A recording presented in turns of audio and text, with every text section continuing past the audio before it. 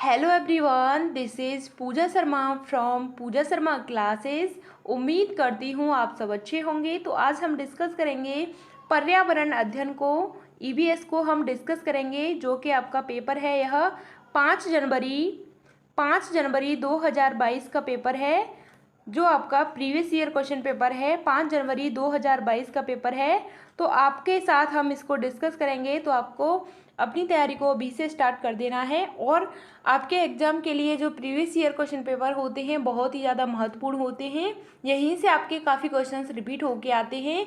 Concept वही है, लेकिन क्वेश्चन को थोड़ा चेंज करके दे देता है बार बार। तो चीज़ें वही हैं, लेकिन आपको समझना है। बस अपनी समझ को सीटेट के एग्ज़ाम में बेहतर बनाना है आपको, बहुत अच्छे तरीके से, यानी कि अपनी समझ को एक टीचर के रूप में आपको अपने आप को बनाना है। तो चलिए स्टार्ट करते हैं। आपको वीडियो पसंद आती है तो वीडियो को लाइक कर देना और अपने दोस्तों के साथ शेयर कर देना। चैनल को सब्सक्राइब नहीं किया है तो चैनल को सब्सक्राइब कर लेना। और फ्री नोट्स के लिए आप टेलीग्राम चैनल से जुड़ जाइएगा। वहाँ पे आपको जो अब मैं प्रीवियस ईयर क्वेश्चन पेपर करा रही हूँ, इनकी आपको प्रैक्टिस करनी है। मैं आपको वहाँ पे जो आपके प्रीवियस ईयर क्वेश्चन पेपर है इनको वहाँ पे दे देती हूँ। तो आपको इनकी प्रैक्टिस करनी है बहुत अच्छे तरीके से, एक एक क्वेश्चन को समझ के चलना है। तो आपको वहाँ से आप देख सकते हैं जो आपका प्रीवियस ईयर क्वेश्चन पेपर है। तो चलिए स्टार्ट करते हैं। क्वेश्चन नंबर आपका 1 आता है कि तरुण भारत संघ एक ऐसी संस्था है जो जल के संरक्षण के लिए कार्य करती है। इस संस्था के प्रधान निम्न में से एक हैं। सही विकल्प का चुनाव कीजिए। तो आपको इसमें बताना है जो तरुण भारतीय संघ की एक संस्था है, तो इसके बारे में आपको बताना है यह क्या है।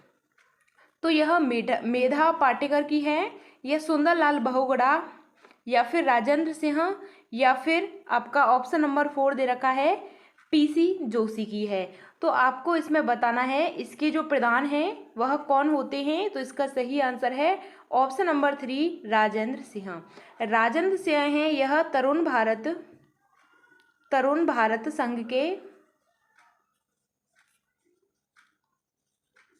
संघ के कौन है, यह एक संस्थापक हैं। यह इसका जो संरक्षण करते हैं, क्या करते हैं, इसका संरक्षण करते हैं। अब हम बात करते हैं इसकी स्थापना की। जो आपका तरुण भारत संघ है यह क्या है, तो यह आपका एनजीओ है। क्या है, एनजीओ। एनजीओ किससे बोलते हैं आपको पता होना चाहिए। जो भारत की एक गैर सरकारी संस्था होती है उसको हम क्या बोलते हैं, एनजीओ बोलते हैं। क्या बोलते हैं, तरुण भारत संघ, यानी कि जो एनजीओ है, संस्था है आपकी, एक भारत की गैर सरकारी संस्था है, तो इसको हम एनजीओ बोलते हैं। इसके संरक्षण के लिए काम करती है। अब हम बात करते हैं इसकी स्थापना की बात करते हैं। तो इसकी स्थापना कब हुई थी, स्थापना की बात करते हैं तो इसकी स्थापना 30 मई 1975 को इसकी स्थापना हुई थी। कब हुई थी, 30 मई 1975 को इसकी स्थापना हुई थी।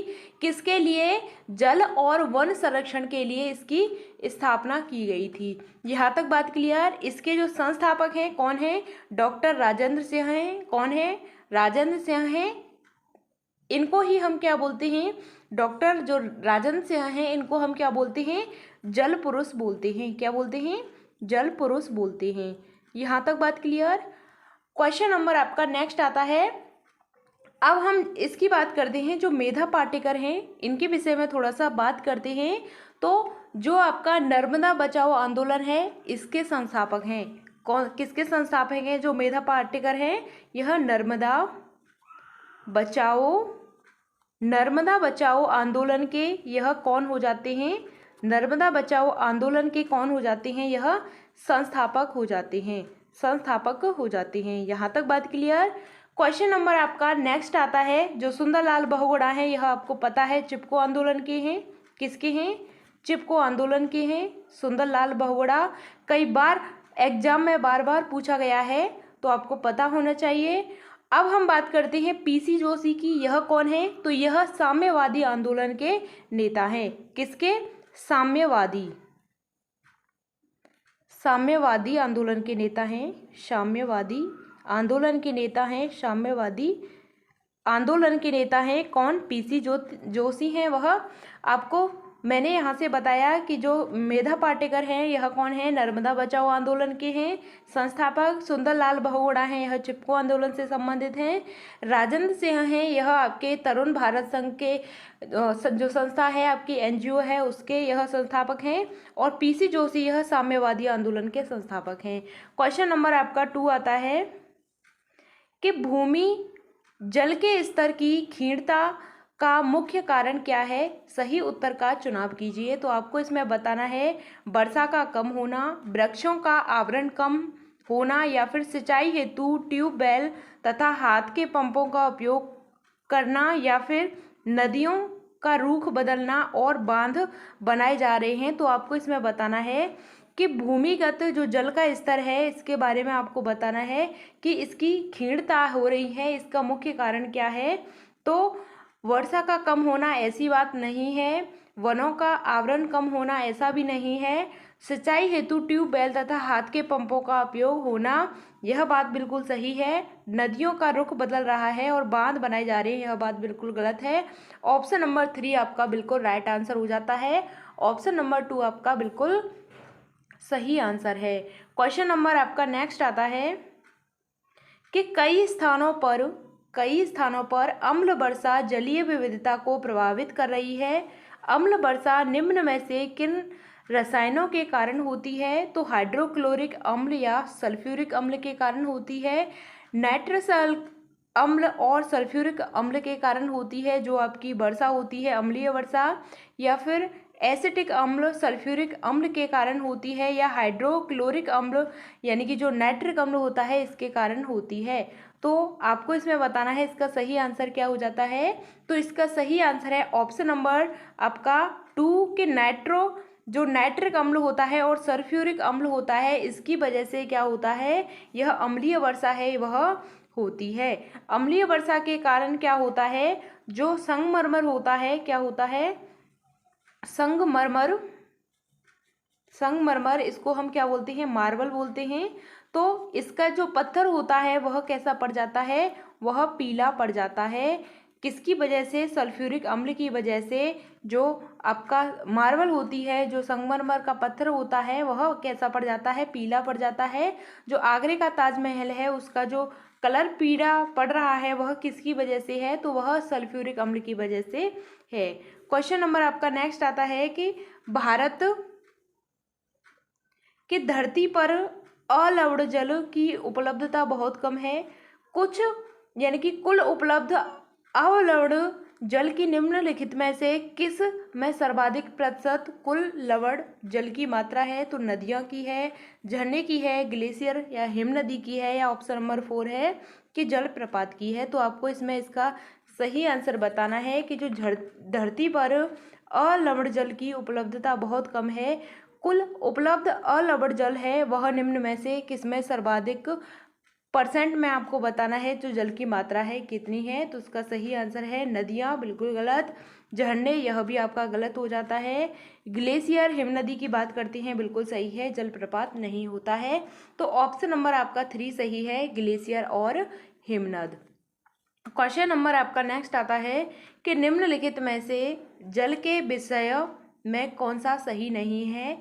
तो जल के विषय में कौन सा सही नहीं है आपको बताना है कि जल एक सार्वभौमिक विलायक है, इसमें भिन्न पदार्थों को घोलने की क्षमता है, जल का घनत्व 100 डिग्री से सर्वाधिक होता है, या पदार्थ की तीनों अवस्थाओं जल विद्यमान होता है। तीनों अवस्थाओं में क्या होता है, जल विद्यमान होता है। तो आपको इसमें बताना है कि जल के विषय में कौन सा सही नहीं है। तो जल एक सार्वभौमिक विलायक है, यह बात बिल्कुल सही है। इसमें विभिन्न पदार्थों को घोलने की क्षमता है, बिल्कुल बात सही है। जल का घनत्व 100 डिग्री पर सर्वाधिक होता है, तो यह बात तो गलत लगती है। पदार्थ की तीनों अवस्थाओं में जल विद्यमान होता है, बिल्कुल बात सही है। तो आपसे नहीं पूछा है इसलिए आपका ऑप्शन नंबर 3 सही हो जाता है।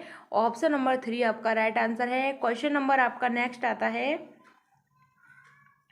कि रीता अपने नौकरी वाले माता पिता, छोटे भाई, दादा दादी और चाचा उनके परिवार के साथ रहती हैं। इस प्रकार की परिवार व्यवस्था को क्या कहते हैं।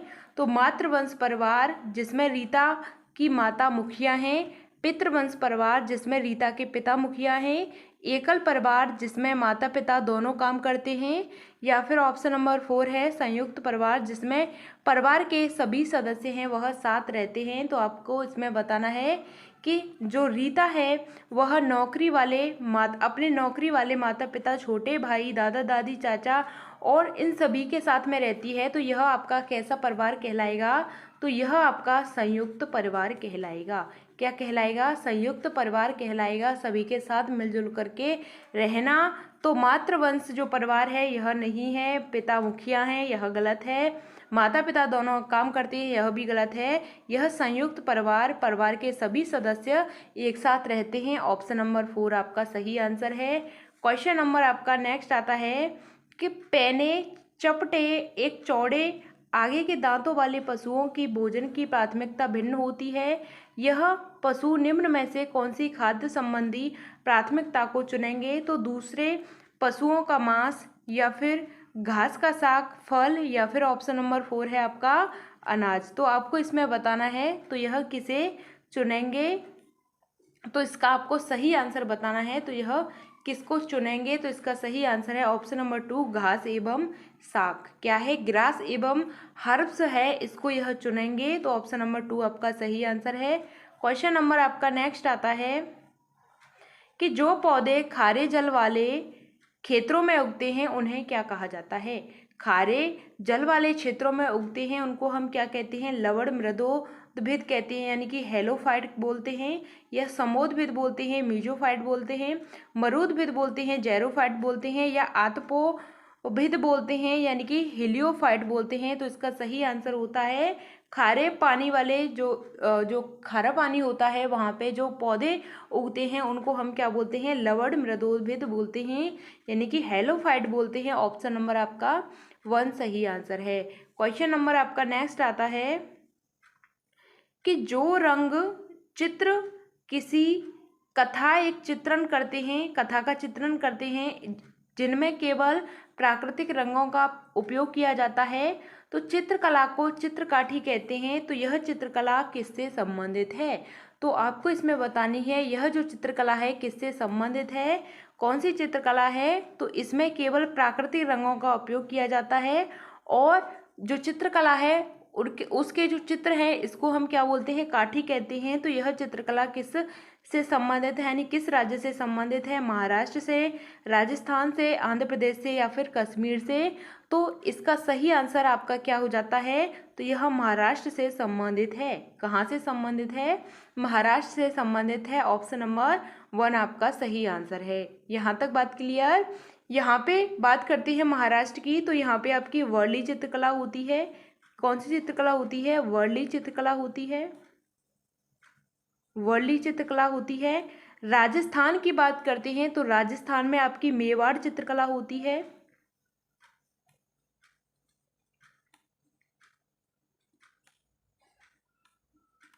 आंध्र प्रदेश की बात करते हैं तो यहाँ पे कलमकारी होती है,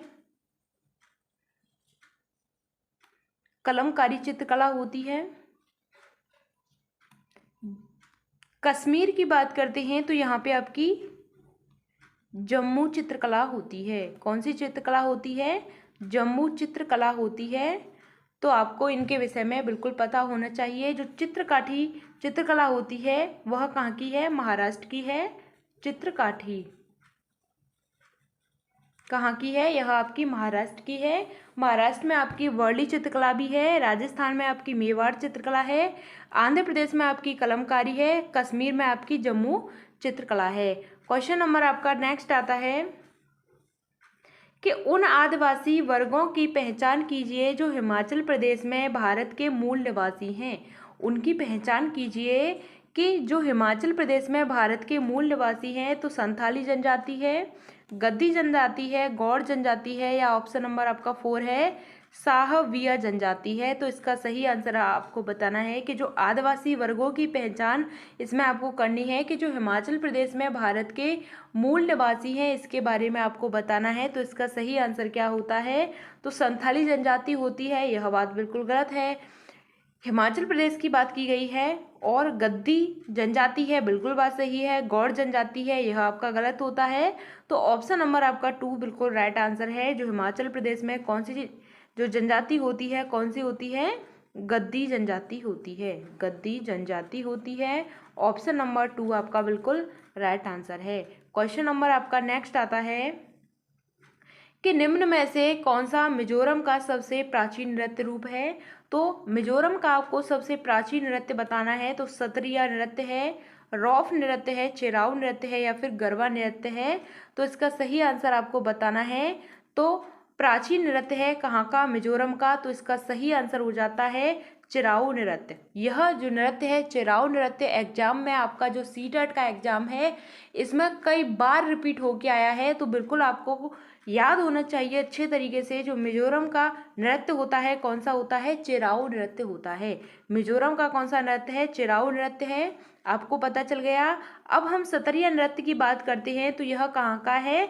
तो यह आपका असम का कैसा नृत्य है? तो यह शास्त्रीय नृत्य है। असम का कैसा नृत्य है? असम का शास्त्रीय नृत्य है। अब हम बात करते हैं जो आपका रौफ नृत्य है। जो रौफ नृत्य है यह कहाँ का है? तो जम्मू एंड कश्मीर का यह आपका नृत्य हो जाता है। गरबा की बात करते हैं तो यह आपका कहाँ का है? तो यह आपका गुजरात का है। गरबा आपका कहाँ का है? गुजरात का है। और जो चिराऊ है यह आपका कहाँ का होता है? मिजोरम का होता है। तो आपका ऑप्शन नंबर 3 आपका राइट आंसर है। जो मिजोरम का नृत्य होता है कौन सा है? आपका चिराऊ नृत्य है। क्वेश्चन नंबर आपका नेक्स्ट आता है, क्योंकि नृत्यों से आपका एक क्वेश्चन बनता है। तो भारत का सबसे बड़ा रेल मार्ग कौन सा है? तो सबसे बड़ा रेल मार्ग बताना है आपको कौन सा है? तो कश्मीर से बेंगलोर है या फिर डिब्रूगढ़ से कन्याकुमारी तक है, मिजोरम से गुजरात तक है, महाराष्ट्र से मणिपुर तक है। तो इसका सही आंसर बताना है। जो रेल मार्ग है यह सबसे बड़ा कहाँ पर है? तो यह आपका ऑप्शन नंबर 2 सही आंसर हो जाता है कि डिब्रूगढ़ से कन्याकुमारी तक। कहाँ से कहाँ तक? डिब्रूगढ़ से लेकर कन्याकुमारी तक। ऑप्शन नंबर 2 आपका बिल्कुल सही आंसर है। इसकी लंबाई की बात करते हैं तो लंबाई आपकी 4233 किलोमीटर की इसकी लंबाई होती है। कितनी लंबाई है? 4233 किलोमीटर इसकी लंबाई है। यहाँ तक बात क्लियर? क्वेश्चन नंबर आपका नेक्स्ट आता है कि कल्पना चावला एक भारत की मूल की आंतरिकी यानी कि जो अमेरिकी अंतरिक्ष यात्री का निधन अंतरिक्ष यान के किस वर्ष में हुआ था? यानी कि जो कल्पना चावला हैं उनका जो निधन हुआ था तो कब हुआ था आपको यह बताना है। तो 2000 में हुआ था, 1998 में हुआ था, या 2006 में हुआ था, या फिर 2003 में हुआ था। कल्पना चावला का निधन कब हुआ था? इसका सही आंसर है ऑप्शन नंबर 4 2000 आपका 3 में हुआ था। कल्पना चावला हैं यह कौन थी? तो यह एक अंतरिक्ष यात्री थी। यह अंतरिक्ष में गई थी और यह अमेरिका की रहने वाली थी। तो इसके बारे में हम बात करते हैं तो इनका निधन कब हुआ था? तो 1 फरवरी 2003 में इनका निधन हो गया। यह आपकी डेट है, इसमें इनका क्या हो गया? निधन हो गया। यह वैसे रहने वाली कहाँ की थी? यह अमेरिका में चली गई थी अंतरिक्ष यात्री यानी कि अंतरिक्ष यान के विषय में संबंधित। तो यह वैसे रहने वाली कहाँ की थी? तो यह हमारे जो आपका हरियाणा है आपका हरियाणा के कहाँ की थी? करनाल की थी। हरियाणा के करनाल की रहने वाली थी। कौन? कल्पना चावला। यहाँ तक बात क्लियर? क्वेश्चन नंबर आपका नेक्स्ट आता है, पक्षी विभिन्न प्रकार के घोंसले बनाते हैं तथा घोंसले बनाने के लिए विभिन्न स्थानों का चुनाव करते हैं। तो निम्न में से कौन से पक्षी पेड़ के तनों में अपने घोंसले बनाते हैं? तो कौवे हैं, बसंत गौरी है, शकरखोरा है, या फिर दर्जन है। तो इसका सही आंसर बताना है कि घोंसले बनाते हैं विभिन्न पक्षी और घोंसले बनाने के लिए विभिन्न स्थानों का चुनाव करते हैं। तो पक्षी पेड़ के तनों में अपने घोंसले बनाते हैं तो वह कौन सा ऐसा पक्षी है जो तनों में घोंसला बनाता है, तो इसका सही आंसर आपको बताना है। तो कौवा होता है, बिल्कुल नहीं। बसंत गौरी होती है, बिल्कुल बात सही है। शकरखोरा नहीं होता, दर्जन नहीं होता, इसका आंसर हो जाता है ऑप्शन नंबर 2। जो तनों में घोंसला बनाती है वह क्या होती है? आपकी बसंत गौरी होती है। क्वेश्चन नंबर आपका नेक्स्ट आता है कि वैश्विक महामारी के समय डॉक्टरों ने विटामिन सी से भरपूर भोजन ग्रहण करने के लिए मात्रा को बढ़ाने के लिए कहा, क्योंकि यह दृष्टि वर्णक के निर्माण के लिए आवश्यक है। यह दांतों एवं अस्थियों को स्वस्थ रखता है। इससे क्या होता है? भूख बढ़ती है। इस संक्रमण के विरुद्ध लड़ने की ताकत प्रदान करता है। तो आपको इसमें सही आंसर बताना है। जो वैश्विक महामारी है, इसके समय में डॉक्टरों ने विटामिन सी के बारे में बताया है कि इसका क्या करना चाहिए? भरपूर प्रयोग करना चाहिए, यानी कि इसको हमें खाना चाहिए विटामिन आपकी सी को। तो यह आपको बताना है इसमें सही आंसर कि वह दृष्टिवर्धक निर्माण के लिए आवश्यक है। तो यह बात आपकी गलत होती है। दांतों की अस्थियों को जो है मजबूत करता है, बिल्कुल गलत है। भूख बढ़ती है, यह भी नहीं है। तो यह संक्रमण के विरुद्ध लड़ने की ताकत प्रदान करता है। ऑप्शन नंबर आपका 4 बिल्कुल राइट आंसर है। क्वेश्चन नंबर आपका नेक्स्ट आता है कि जो भोजन हम खाते हैं उसका शरीर के अंदर क्या होता है, यानी कि जो हम भोजन खाते हैं उसका शरीर के अंदर क्या होता है। तो कक्षा 5 के विद्यार्थियों से इस विषय पर चर्चा करने के लिए शिक्षक ने कहा कि शिक्षक का उद्देश्य क्या है। तो पाचन क्रिया, वैज्ञानिक प्रत्ययों के विषय में विद्यार्थियों की कल्पनाशीलता का विकास करना है, प्रश्न के सही उत्तर प्रतिपादित करने के लिए विद्यार्थियों की मदद करना है, या विद्यार्थियों के अंतर्बोध विचारों का अन्वेषण करना है, या ऑप्शन नंबर 4 दे रखा है आपको उपयुक्त सभी। तो आपको इसमें बताना है कि जो हम भोजन खाते हैं, यानी जो भोजन हम खाते हैं उसका शरीर के अंदर क्या होता है। तो कक्षा 5 के विद्यार्थी ने इस विषय पर चर्चा करने के लिए शिक्षक ने क्या कहा कि शिक्षक का उद्देश्य क्या है। तो इसका सही आंसर आपको बताना है। तो पाचन क्रिया, जो वैज्ञानिक प्रत्यय हैं इनके विषय में विद्यार्थियों की कल्पनाशीलता का विकास करना है। तो यह बात बिल्कुल गलत है। प्रश्न के सही उत्तर प्रतिपादित करने के लिए विद्यार्थी की मदद करना, तो यह बात भी आपकी क्या हो जाती है? गलत हो जाती है। विद्यार्थियों के अंतर्बोध विचारों का अन्वेषण करना ऑप्शन नंबर 3 बिल्कुल सही होता है। ऑप्शन नंबर 4 दे रखा है या फिर उपयुक्त सही। तो इसका सही आंसर है कि अंतर्बोध विचारों का अन्वेषण करना, यह आपका बिल्कुल राइट आंसर है। जहां पर भी आपको अन्वेषण करने के बारे में दिख जाए वही आपका क्या होता है? बिल्कुल सही आंसर होता है। क्या होता है? बिल्कुल सही आंसर होता है। क्वेश्चन नंबर आपका नेक्स्ट आता है, कक्षा 5 के अध्यापक अयान एक संग्रहालय की यात्रा का आयोजन करते हैं। इस क्षेत्र भ्रमण में कौन से प्रक्रियात्मक कौशलों को प्रोत्साहन मिलेगा? तो वर्गीकरण एवं प्रयोग करना, संप्रेषण एवं चरों की पहचान, अवलोकन तथा मॉडलों का निर्माण, या फिर ऑप्शन नंबर 4 है नक्शा बनाना या फिर मापन करना। तो इसका सही आंसर क्या हो जाता है? तो इसका सही आंसर है ऑप्शन नंबर 3 अवलोकन तथा मॉडलों का निर्माण करना। क्या करना? अवलोकन करने की बात करते हैं। आपको जहाँ पे भी दिख जाए अवलोकन, यह आपका बिल्कुल पॉजिटिव टैग वर्ड होता है। तो अवलोकन करना, मॉडल का निर्माण करना, यह आपका राइट आंसर हो जाता है। क्वेश्चन नंबर आपका नेक्स्ट आता है कि जल में वस्तुओं की घुलनशीलता का अवलोकन करने के लिए एक क्रियाकलाप ईवीएस की अध्यापिका मीरा अपने छात्रों से चीनी, नमक, नींबू रस, हल्दी, आटा आदि लाने के लिए कहती है।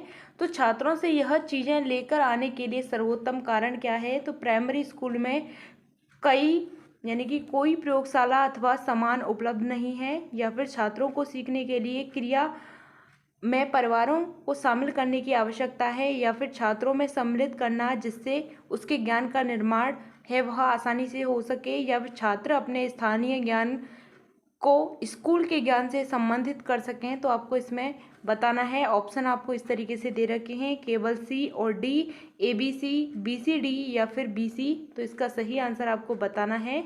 तो यानी कि एक अध्यापिका है वह कहती है छात्रों से कि चीनी, नमक, नींबू रस, आटा यह आपको अपने घर से लेकर आना है। तो यह इसका कारण क्या हो सकता है? तो इसका सही आंसर आपको बताना है।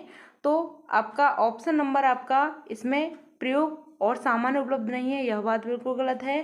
शामिल करने की आवश्यकता है, यानी कि क्रिया में परिवारों को शामिल करने की आवश्यकता है, यह बात बिल्कुल गलत है। तो ऑप्शन नंबर आपका निर्माण की बात की गई है, ज्ञान के निर्माण की बात की गई है, यह बात सही हो जाती है। स्थानीय ज्ञान स्कूल के ज्ञान से संबंधित कर सके, तो ऑप्शन नंबर आपका सी और डी बिल्कुल राइट आंसर है। तो ऑप्शन नंबर आपका 1 बिल्कुल सही हो जाता है। क्वेश्चन नंबर आपका नेक्स्ट आता है कि निम्नलिखित में से कौन सा प्राथमिक स्तर पर ईवीएस की एक थीम है। तो आपको एक थीम के बारे में बताना है। तो पदार्थ है, हम चीज़ें कैसे बनाते हैं और करते हैं, या फिर प्राकृतिक संसाधन है, या फिर भोजन का संरक्षण है। तो इसमें आपको एक थीम दे रखी है, उसके बारे में आपको बताना है। तो ईवीएस की कौन सी थीम है। तो इसका सही आंसर है हम चीज़ें कैसे बनाते हैं और करते हैं। तो आपको पता होना चाहिए जो ईवीएस होती है आपकी, इसमें आपकी 6 थीम है। कितनी थीम है? 6 थीम है। कौन कौन सी थीम होती है उसके बारे में आपको बिल्कुल पता होना चाहिए। तो हम नोट कर देते हैं आपके साथ कि कौन कौन सी थीम होती हैं। पहली थीम की बात करते हैं तो परिवार और मित्र होती है।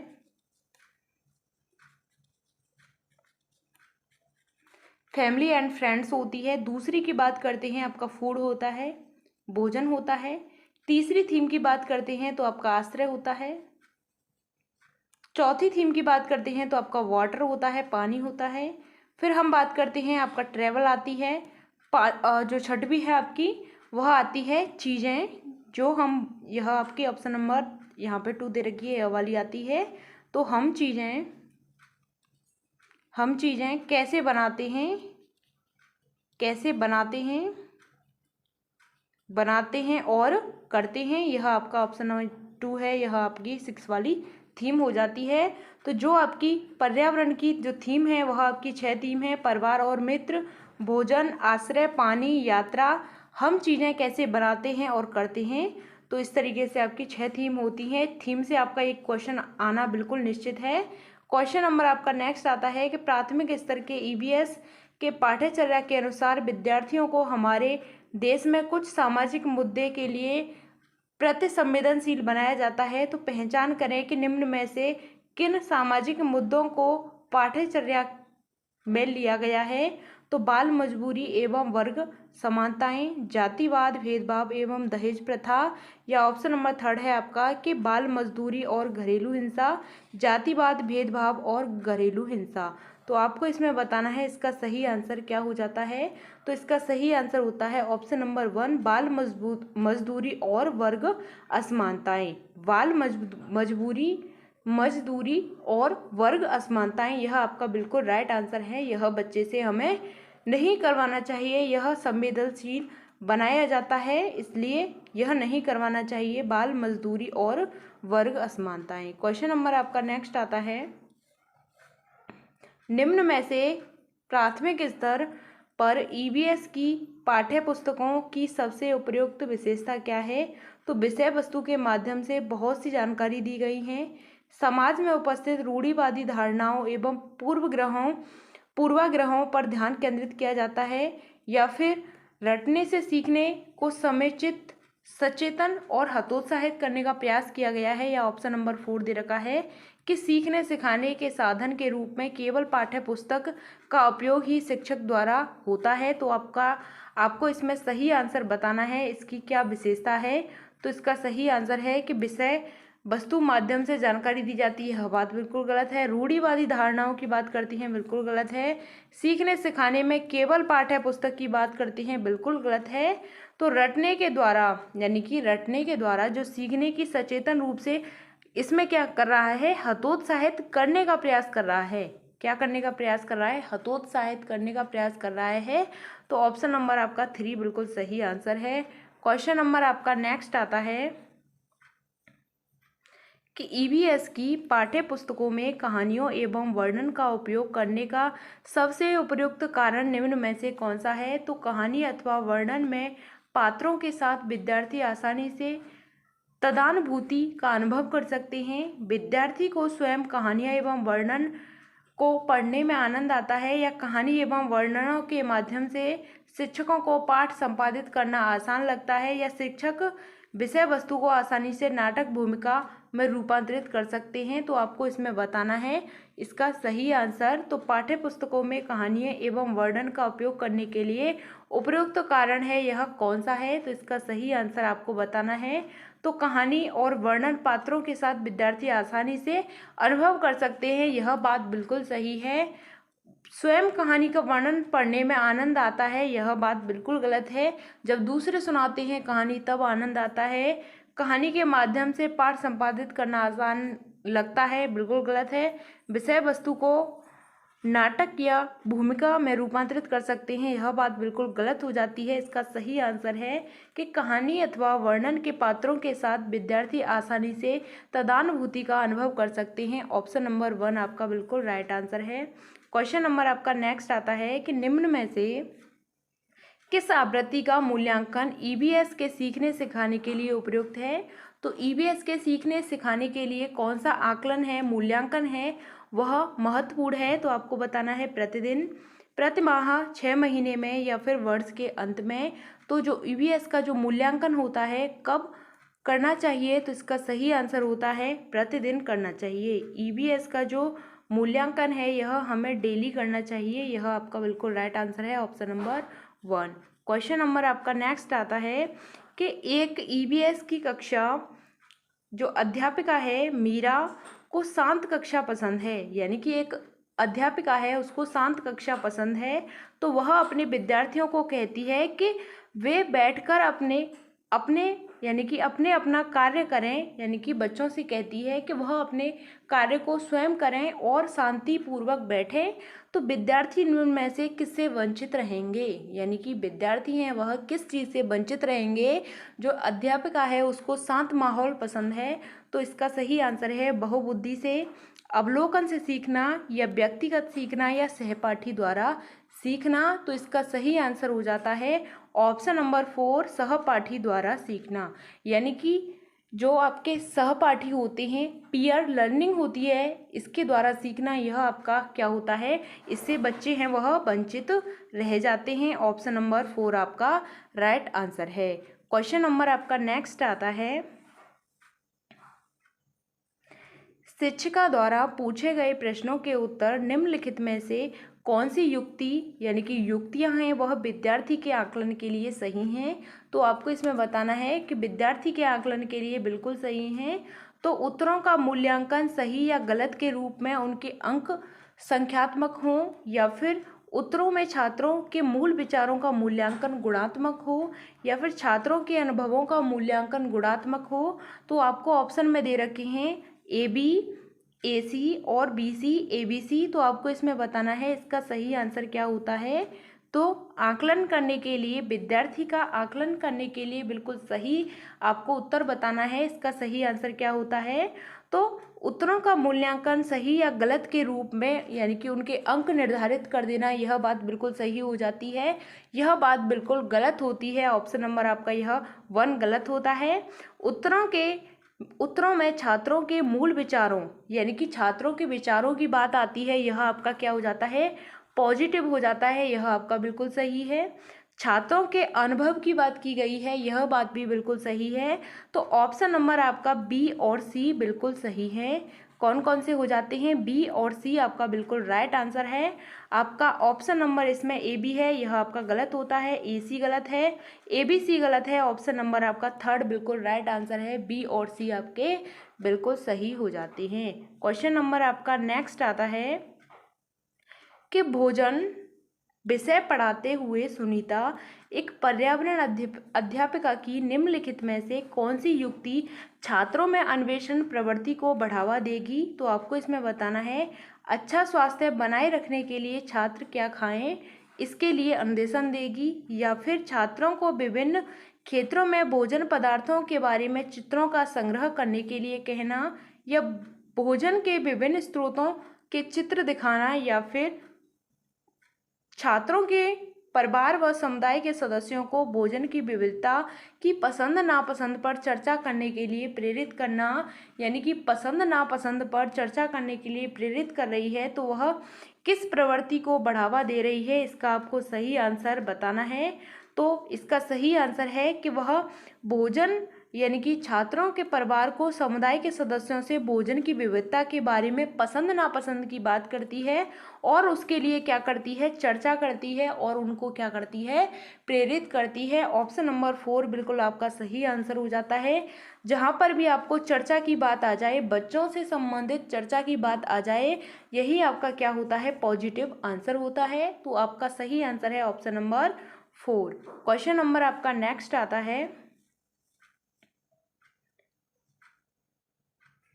रोनाल्ड रॉस की कहानी पर्यावरण अध्ययन की पाठ्य पुस्तकों में स्थान दिया गया है, तो इसे स्थान देने का क्या उद्देश्य है। यानी कि जो रोनाल्ड रॉस हैं, इनकी जो कहानी है, इनके यानी कि जो पर्यावरण विषय है आपकी ईवीएस है, इसमें इनको स्थान दिया गया है। तो इसका स्थान देने का यानी इनका स्थान देने का क्या उद्देश्य था ईवीएस में, तो आपको बताना है कि विद्यार्थियों को खोज करने के लिए प्रेरित करना, या विद्यार्थियों को मलेरिया और मच्छर से संबंध जोड़ने में सहायता करना, या वैज्ञानिक कार्य कैसे करते हैं यह दृष्टिगत करना। तो आपको ऑप्शन में दे रखे हैं, सी सही है, बी और सी सही है, ए और सी सही है, या फिर ए, बी और सी सही है। तो इसका सही आंसर आपको बताना है। तो यह बात आपकी बिल्कुल सही होती है कि विद्यार्थियों को खोज के लिए प्रेरित करना, बिल्कुल बात सही होती है आपकी। ऑप्शन नंबर 2 में दे रखा है कि विद्यार्थियों को मलेरिया और मच्छर से संबंध जोड़ने में सहायता करना, बिल्कुल बात सही है, क्योंकि जो रोनाल्ड रॉस हैं, इन्होंने मलेरिया के बारे में, मच्छरों के बारे में इन्होंने बताया था, और वैज्ञानिक कार्य कैसे करते हैं वह दृष्टिगत करना। तो ऑप्शन नंबर ए, बी और सी आपके तीनों बिल्कुल सही हो जाते हैं। तो ऑप्शन नंबर आपका कहाँ पे दे रखा है, ऑप्शन नंबर 4 आपका बिल्कुल राइट आंसर है। क्वेश्चन नंबर आपका नेक्स्ट आता है कि निम्नलिखित वाक्यों में कई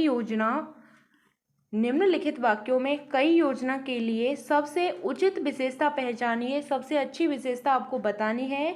तो यह पाठ के 10 से अधिक पाठ योजना का संकलन है, या प्रत्येक पाठ के लिए सीखने सिखाने की जो क्रियाकलापों का ब्यौरा है, या फिर यह विषय वस्तु के बड़े भाग में गहन योजना है, या आदर्श रूप में 10 से अधिक पाठ योजना का संकलन करना है। तो इसका सही आंसर आपको बताना है कि निम्नलिखित में से जो इकाई योजना है, सबसे उचित विशेषता आपको इसमें कौन सी लगती है। तो उचित विशेषता आपको बतानी है। तो इसका सही आंसर क्या होता है कि यह पाठ के 10 से अधिक पाठ योजना का संकलन है, बिल्कुल गलत है। प्रत्येक पाठ के लिए सीखने सिखाने की बात हो रही है, क्रियाकलाप की बात हो रही है, यही आपका पॉजिटिव हो जाता है। जहाँ पर भी आपको क्रियाकलाप की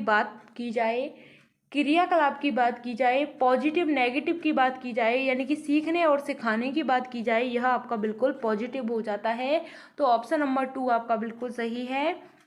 विषय वस्तु के बड़े भाग का गहन योजना बनाना बिल्कुल गलत है, यानी कि इसकी योजना का संकलन करना आदर्श रूप में, बिल्कुल गलत है। तो ऑप्शन नंबर 2 आपका बिल्कुल राइट आंसर हो जाता है। क्वेश्चन नंबर आपका नेक्स्ट आता है, निम्नलिखित में से कौन सी युक्ति भाषा सीखने में कठिनाइयों वाले विद्यार्थियों को पर्यावरण अध्ययन सीखने के लिए सबसे उचित है। तो उन्हें स्पर्श स्वरूप या बड़े बड़े अक्षरों में अंकित शिक्षण सामग्री दी जाए, या फिर अवधारणा की व्याख्या बड़े बड़े चित्रों में ठोस वस्तुओं और क्रियाकलापों के साथ की जाए, या श्रवण सामग्री के रूप में पाठ्य पुस्तक यानी कि जो विषय वस्तु है वह दी जाए, या विद्यार्थियों को कक्षा में प्रथम पंक्ति में बैठाने का प्रबंध किया जाए। तो आपको इसमें बताना है, इसका सही आंसर आपको बताना है कि जो विद्यार्थियों को सीखने में कठिनाई वाले विद्यार्थियों को पर्यावरण सिखाने के लिए सबसे अच्छा तरीका आपको बताना है। आपको ऑप्शन में दे रखे हैं, आपको ऑप्शन यहाँ पे नहीं दे रखे हैं, तो आपको इसमें बताना है इसका सही आंसर क्या हो जाता है। तो कौन सा आपका क्वेश्चन में क्या है कि कौन सा आपका सबसे उचित तरीका है, किसके लिए ईवीएस में बच्चे को कठिनाई हो रही है तो उसे सिखाने के लिए। तो इसका सही आंसर हो जाता है ऑप्शन नंबर आपका 2 आपका सही है कि अवधारणाएं, यहाँ पे आपको अवधारणाएं दिख जाएं वह आपका बिल्कुल क्या होता है, पॉजिटिव होता है। तो ऑप्शन नंबर आपका 2 सही है। क्रियाकलाप दिख जाए यह आपका क्या होता है, पॉजिटिव होता है। यहाँ पे आपको विषय वस्तु की बात की गई है, यह आपका बिल्कुल नेगेटिव होता है। और प्रबंध यानी कि बैठाने का प्रबंध किया जाए, यह भी आपका नेगेटिव है।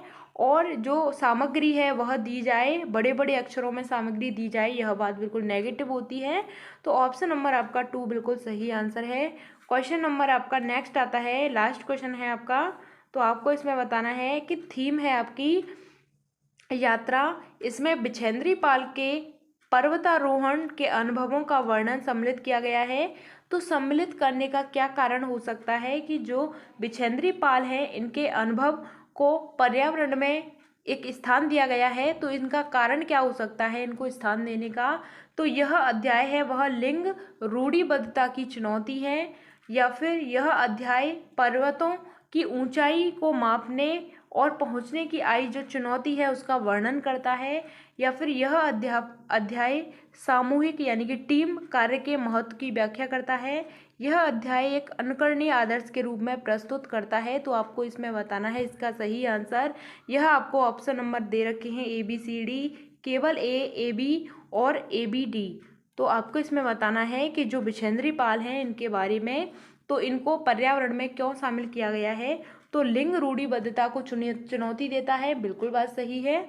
और यह पर्वतों की ऊंची चोटियों को मापने की भी बात होती है, इनको भी चुनौती देता है, यह बात बिल्कुल सही है। टीम को महत्व की व्याख्या करता है, बिल्कुल बात सही है। और अनुकरणीय की बात करता है, यानी कि इससे अनुकरण करेंगे, इससे और भी लोग हैं वह सीखेंगे, तो यह बात बिल्कुल सही होती है। ऑप्शन नंबर ABCD आपके बिल्कुल सही हो जाते हैं।